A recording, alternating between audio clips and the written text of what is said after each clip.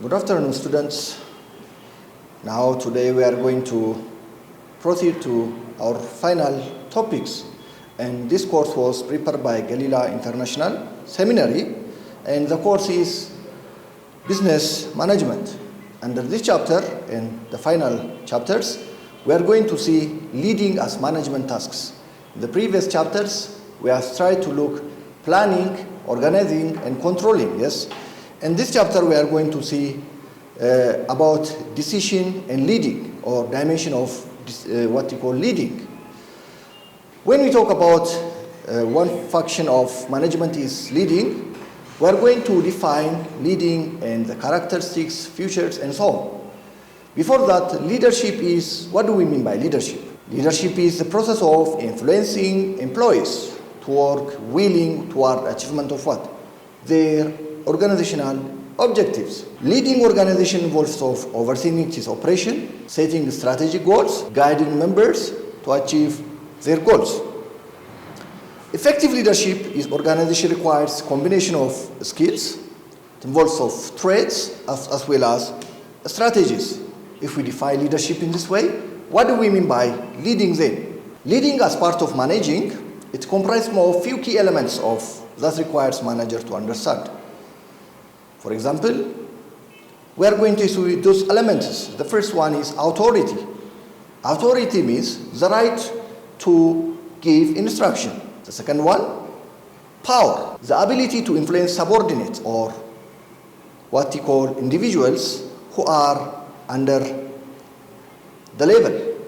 Responsibility is the obligation to achieve what? Goals. That means to do a job. Delegation. That means the process of assigning responsibility to staff, to take action, and objectives. The other elements of leading is accountability. That means how well reach goals. That means how we are just taking our responsibility. I hope we have seen about motivation previously.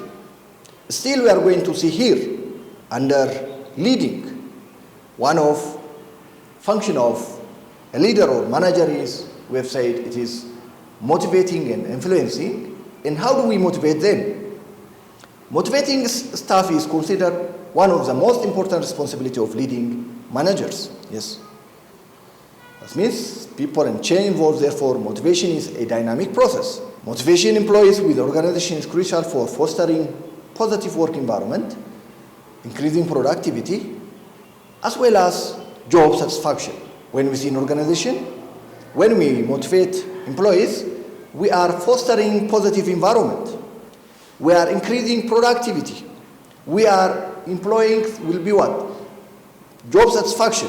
Under leading, the second point is communication. Communication is a crucial point for leading organization. Effective leaders are to communicate to the right to particular what? Time, inspire confidence, allay fears in insecurities, build support of a vision, understand their audience not easily developed. Good communication includes the ability to listen actively and particularly to able to give feedback. What you call developing leadership potential. There are different leadership styles or approach that individuals may adopt their roles. Here are brief overviews we are going to see. The first one is servant leadership under leadership style. The key concept that we are going to see under civil, what you call servant leadership is leaders, such kinds of servant leaders are precise the needs of their team members, work towards their personal and professional development. Their characteristic is focus on serving empathy, humility, and commitment. The third one is authentic leadership. Key concept is leaders are true to themselves as well as genuine and transparent. Their characteristics is self-awareness, transparency, integrity, and commitment are their characteristics of authentic leader. The third is transformational leader. The key concept that we are going to see here is leaders inspire and motivate what? The teams to achieve extraordinary outcomes. The major characteristics is they are visionary, the first one. They are inspirational. They are encourage intellectual simulations, individual considerations. These are the characteristics and key concepts of transformational leaders. Charismatic leaders. Key concepts are leaders use their charm, personality, persuasive ability to influence and as well as inspire others. Their major characteristics is charismatic leaders often have strong presence, effective communication skill, the ability to inspire confidence to their followers. For these are the things that we have seen in this chapter.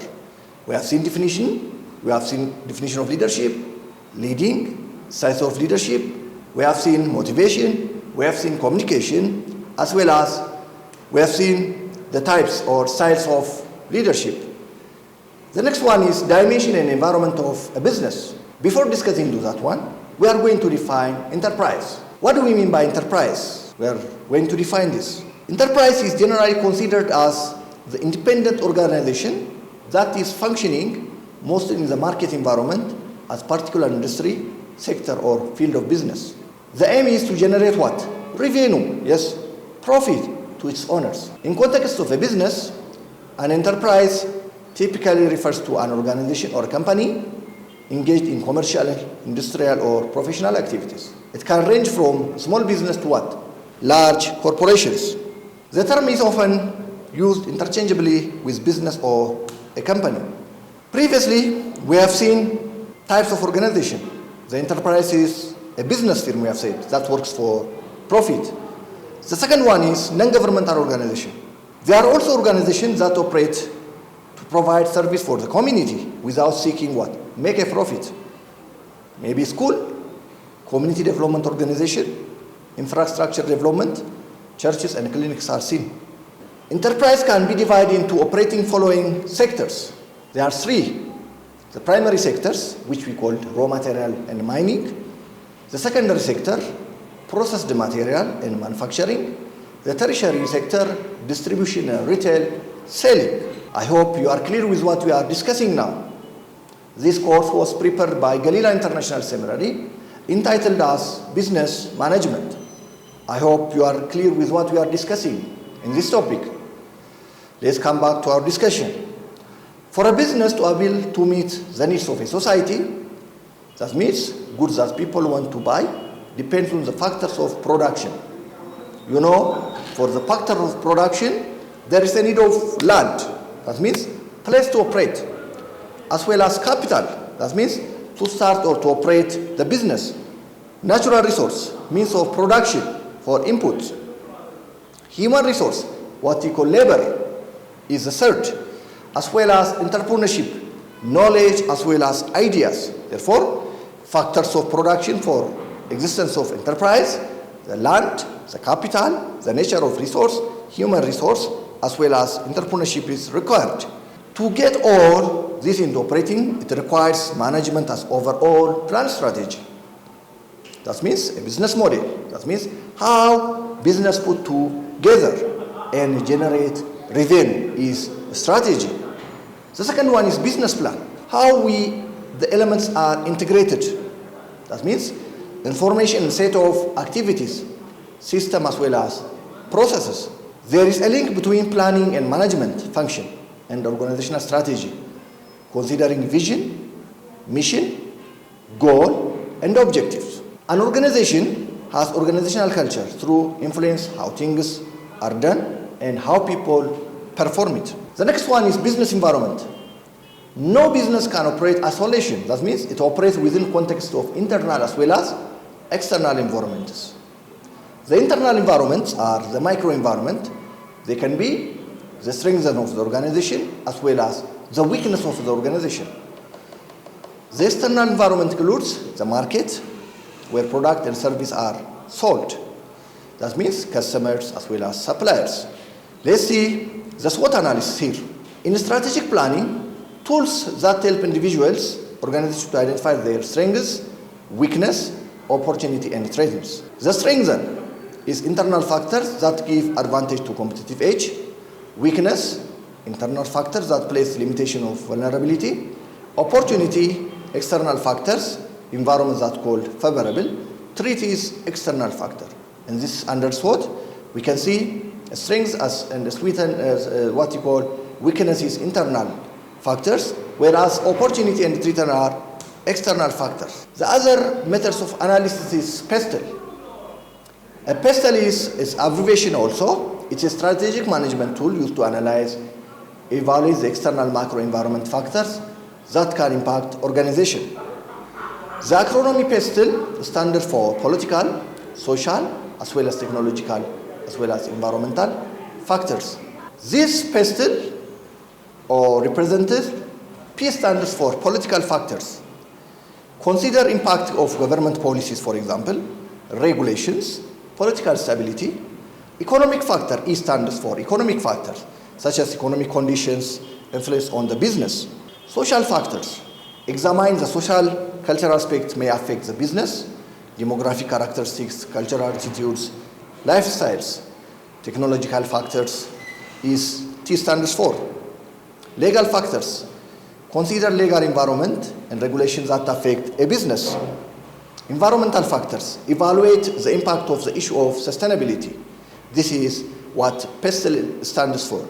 Therefore, SWOT analysis plus PESTEL analysis leads to the formulation of strategy.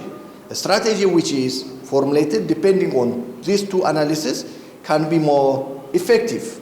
I hope you are clear with what we are discussing. Before proceeding to the next chapter or the final chapter, this course is prepared by Gelila International Seminary called Business Management.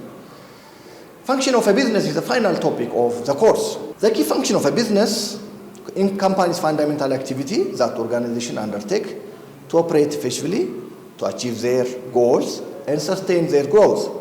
These functions are essential to overall success of viability of a business. The main function areas of a business task are operations. Yes, when we talk about operation, for example, it involves planning, production, purchasing, transport. This can be example. The second functional area of business task is marketing. Yes, marketing is the second one. Finance is the third function. Human resources is the fourth function. Therefore, this is the major functions that we have seen. The next topic is managing the business operation. How do we manage a business operation? Strategic management is an organization requires all managers to do what? Strategic thinking before, during the process of strategic formulation, and then from implementation. For the existence of formulation or implementation, a person or a strategic dealer or strategic maker must be strategic thinker. Managing a business operation involves what you call overseeing the day-to-day activities and the process that enable organization to achieve its goals efficiently as well as effectively. Therefore, what are the key aspects of managing business operation? In managing business operations, we have to outline the following points. The first one is strategic planning. That means the major objective is aligning operation with overall business strategy, setting operational goals, developing plans, as well as ensuring what you call alignment with organizational objective. The second one is process management. That means objective stemming and optimizing process, identifying, mapping, and improving the key processes of enhancing efficiency. The third one is resource allocation. That means efficiently allocating resource, human, financial, as well as technological resource. The next one is continuous improvement. That means pursuing ongoing what you call enhancements, customer relationship management, regulatory compliance, performance management. These are the major functions. Quality management, inventory management, supply management, risk management. That means identifying and mitigating potential risk of a business. Works management, yes, that we call managing human and to optimize productivity of employees and satisfaction. Communication and what? Collaboration is the final one. That means facilitating effective communication and collaboration between teams. Yes, that means implementing communication channels, fostering teams, and ensuring clear information flow is other thing. The final one is the level of strategy. The level of strategy is divided into 4. The first one is corporate level. In this corporate level, it involves of direction, core business, we are identifying competitive advantage. In business level, how it will be compete in the industry and product area, In functional level, marketing, financial, products and efficiency. Global, were relevant information and how to engage in international business. Therefore, these 4 levels of strategy are implemented in what we call business operation. Therefore, in these chapters, or the 3 chapters, in the 7th chapter, we have tried to look the leading, dimension of leading. We have seen motivation, we have seen communication, as well as developing leadership styles and types of leadership. In the chapter 8, we have seen dimensions and environment of a business. We have tried to look the sectors or enterprise, what you call dividing in operating enterprise as primary, as well as secondary, as well as tertiary. Under primary, we have seen raw material and mining. Under secondary, we have seen processed material and manufacturing. Tertiary, we have seen distribution and retail. In the business environment, we have seen the SWOT analysis as well as the PESTLE analysis. Both can help for proper strategic, what you call formulation and implementation. In the final chapter, we have seen the key function of a business. We have seen what is the key functions of a business. We have said operation, we have said marketing, we have said finance and resource. We have seen the managing of operation, what you call business operation, as well as we have tried to look key aspects of business operation by saying strategic plan, process management, resource allocation. We have seen quality management, inventory management, supply chain management, risk management, workforce management, activities, communication and collaboration. The final one we have seen continuous improvement. That means pursuing ongoing enhancement of process operation. We have seen customer relationship management or CRM. We have seen regulatory compliance and performance measurement, what we call evaluating performance business operation against the indicators or KPI. Therefore, this is all about what we have been looking in this session. Generally, when we have summarized the course is basically helps you to know more about the business, more about a management, how to run a business, how to run a small business, how to run entrepreneurship, what you call small business, as well as how to be entrepreneur. Therefore, I hope you are clear with the course. And then I want to thank you before finishing the course. This course was prepared by Gelila International Seminary, and the course was business management. I have prepared this lecture. My name is Obsa Alemayehu. I am PhD candidate, and therefore thank you for your time and for your course. I hope you can meet with other courses, and God bless you. Thank you a lot.